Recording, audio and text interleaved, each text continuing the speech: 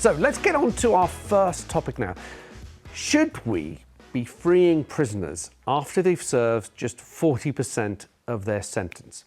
Now, Labour is planning to do that to ease overcrowding in prisons in England and Wales.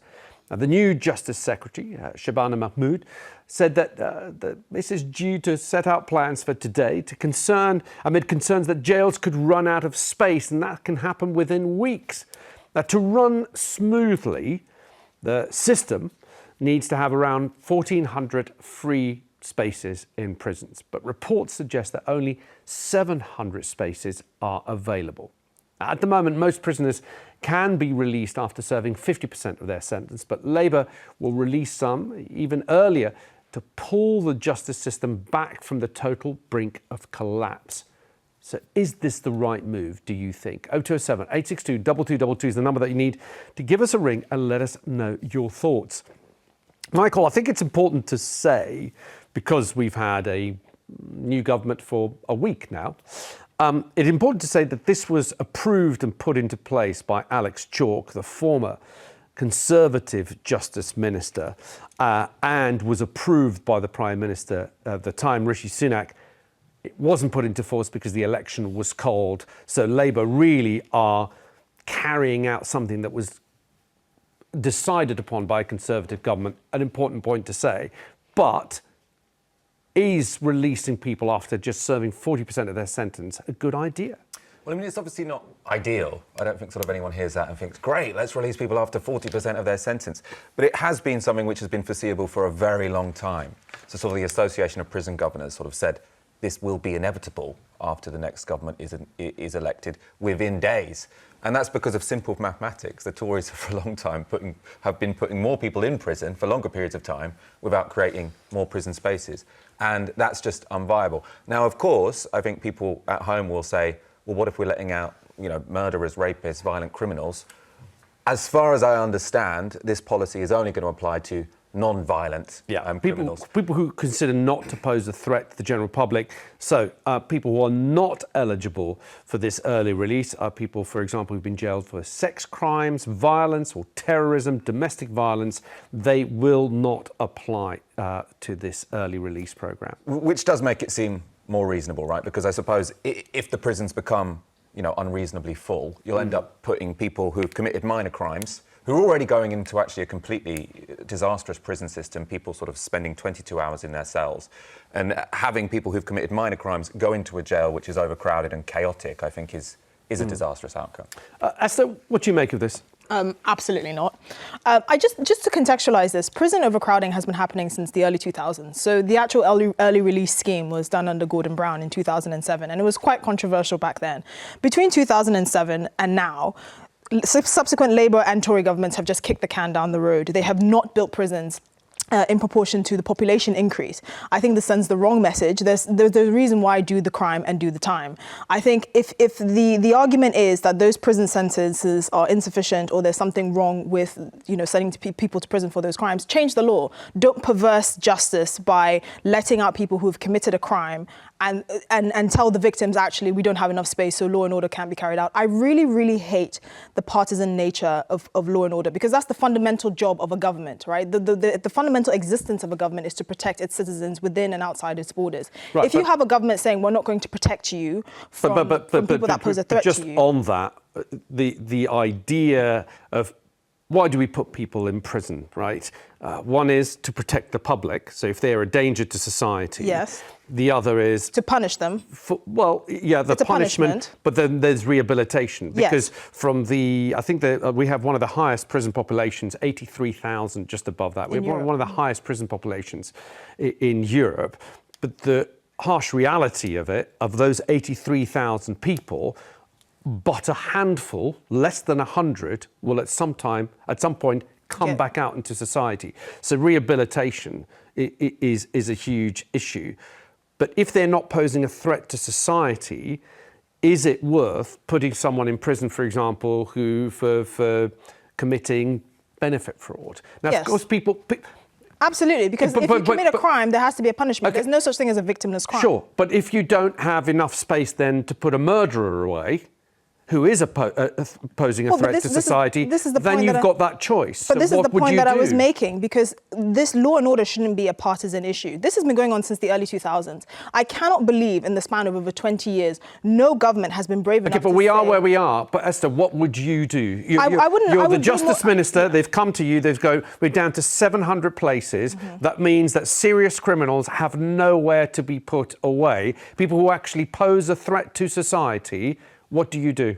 Well, I would expand community service and community orders, because we know that lowers the recidivism rates, which you like you were saying, rehabilitation, and that's something that the Tory government has cut significantly over the last 14 years. But I think the idea of releasing people who haven't served even half of their sentence is a perversion of justice. I'm sorry. Okay. And I actually think there will be legal ramifications for this. I don't even think it should be legal. Okay, Michael? So I think in terms of community service, I think the idea isn't just that people get early release and then they go out into the world without any ramifications. So you'll still, be on parole.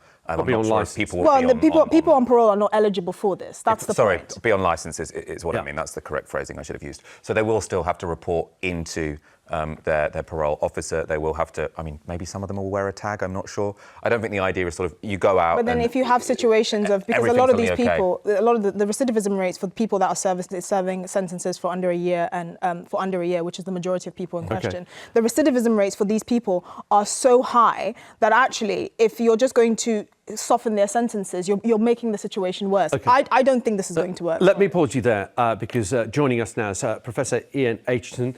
He's the former prison governor and joins us now. Professor, thank you so much for giving us your time.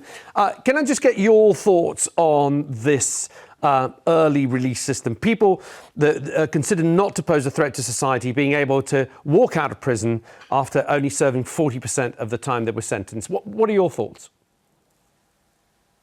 Well, good morning. I think, first of all, Keir Starmer, when he talked about change, this is not the change that he wanted to be focused on, and that is that effectively we are on course now for having to let several thousand people out of custody who a judge said should have been in custody for longer in terms of the harm that they've committed. So we can't gloss over that. That is extremely unfortunate, but it's a question of a hierarchy of need here. The system itself is, it's been running at 99% for ages in terms of capacity, and it's no longer able to sustain that. We're reaching a point. I think Esther made the point when I was listening in earlier, that this is a problem that's been made in the in the last quarter century, where we've become more and more punitive. We've been imprisoning people for more and more offences for more and more time since the Blair era of tough on crime, tough on the causes of crime. And we're now reaching a point where we have no room for manoeuvre. We're out of options, we're out of time, and we're out of space. So what it means is that, at least to give them their due, the new administration is doing something about this hospital pass that the Conservatives have given them. But they're having to act in a way which is not going to eliminate the risk. And this is really important.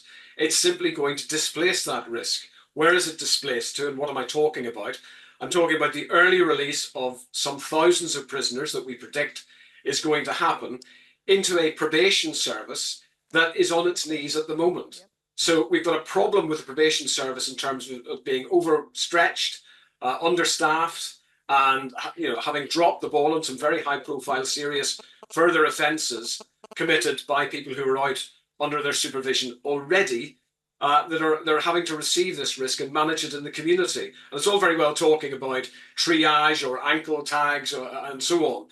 But we are transferring that risk. We need to be very clear about it. We are transferring it because we've no other choice. Because the greater risk, in my view and the view of many people who think about prisons and who've been watching aghast at what's been happening for this last 10 years or so, is that we are in a position in prisons where there's gridlock in the system, where serious offenders can't be found any prison places. And we've stuffed so many people into prisons that we have riots and serious disorder. And I can tell you right now that in terms of its capacity and capability, the prison service is totally unable to be able to deal with widespread disorder that's predicted. So that's a factor as well. This is the worst solution apart from all of the alternatives. We need to be clear about that. Do you think there are people in prison right now who really don't belong there, who shouldn't be there? Oh gosh, absolutely, yes. We are locking up far too many people with far too few staff looking after them for the good that we can do them. And we've got a problem with foreign national offenders who make up 12% of the prison population, and a significant number of them have been convicted. We need to deport them faster, or indeed repatriate them where we can. We've got at least 1,000 people, I would say, in prison under the indeterminate sentence for public protection, IPP as it's called, which is frankly a form of internment. For people who are unable to get out of the system and being sent mad by it because they cannot access the rehabilitation programs they might need to demonstrate their risk has been reduced so that they can be released. We've got lots and lots of people who are in prison who have committed non-violent crimes in relation to acquisitive crimes to feed a drug habit. They aren't criminal justice problems, essentially. They ought to be diverted into some sort of secure NHS treatment facility. Yep. So there are lots of ways that we can help reduce the system. But unfortunately, we're at a point now where these are medium and long-term initiatives. And there are others, of course, like clearing the female estate of people that aren't violent and dangerous, which would free up lots of female prisons, which are actually just male prisons that have been crudely repurposed for that population. Okay. So we could do something about that. We could increase our stock of open prisons, which give people semi-structured and supervised regimes where they can go out to work and they can re-establish ties with their families before they are released. But I'm afraid a lot of those things, as good as they are more medium and long-term things. Okay. And if I may, there's one other thing I want to say about this, and that is Shabana Mahmood this morning is going to make an announcement from Bedford Prison and Five Wells Prison. Bedford Prison's an old Victorian slum, frankly, and Five Wells is a brand new prison. Bedford Prison is overcrowded, but the security scandal that allowed a uniformed officer who was an undercover reporter for the Times to be able to go in there without any vetting and be given security keys and walk past, security portals that weren't functioning and weren't staffed is nothing to do with overcrowding. The rampant violence and corruption that's driven hundreds of staff from a new penal warehouse, HMP Five Wells, has nothing to do with overcrowding. Okay. When we have dealt with that problem, we need to look at the culture and structure of a law enforcement organisation that has fallen apart. Okay. Professor, thank you. It's been really enlightening to hear you speak. Thank you so much. Professor Ian Acheson there, former prison governor, giving us a bleak view, I would say, of what is happening at the moment. Let's hear what you have to say at home. Greg has got in touch from Cornwall. Greg, good morning to you. What do you think of what the Labour government are proposing to do, releasing people after having served just 40% of their sentence? Oh, hi, yes, hi all. Basically, I agree with it to a certain extent, but it's basically, I want to focus more on mental health, because a lot of the first-time offenders, they go in due to, like I say, family breakdowns, fights with friends, and work-related issues. So the whole, excuse me. Are you suggesting, Greg, that people are not getting enough help, even the people who do go in, certainly first-time offenders, they're not getting enough help in prisons? Thank you, Greg. I think that's a good point. Yes. That's a good point to bear in mind. Thank you, Greg. Thank you for making that. Just moving on, just that so many people want to have their say, but thank you, Greg. Ashley in Derby. Good morning, Ashley. What do you make of this? I think it's a joke, to be fair. I was just watching it there. Like, they already let people out 50% early, and then they're moaning about, for me, I'll give you an experience. I went to jail myself. I had assaulted a copper, not a proud moment, but I got 12 months sentence for it. As soon as I got there, obviously I realised I was only doing 6 months of that. By the time I got to my cell, I had someone at my door telling me I was eligible for tag and I'd be back out in 2.5 months. Now, I'm pretty sure, I'd say myself, that's just not acceptable. I think they should be increasing. They should be doing the full sentence, if anything. But Ashley, where are you going to put people? Where are should you build going more- to put like, people? What's stopping them from building more jails? Well, they can, but they like can't you said, build. They can't build more jails in and- 24 hours. Yeah, I get that. I get that. But like you say, so why don't they deport half? Like when I was in there, half of them weren't even English. Like they were all foreign. So why don't they I'm deport sorry, half of they've them? had 20 years. 12%. They've had 20 years to solve this problem. We spend more It's not a on new- it's not a servicing. new problem, is Well, it? Yeah, exactly, this is and what- we spend more. Okay. Just to contextualize this country spends more on servicing our national debt than we spend on the armed forces and our police Okay. combined. Uh, That's Michael. a crime. Well, I just wanted to. I mean, I think it's quite, amazing that we've got someone who's calling in who thinks Yeah. they should have gone to jail for longer. Longer. And I suppose I want to sort of dig into the logic of that. I suppose when you say, it's a joke that you were offered to get out earlier, what do you think staying in prison longer would have achieved? No, what it is, right? Where we are in Derby, it's almost lawless. No one cares about walking around with knives and stabbing people. The laws, no one cares about the sentences.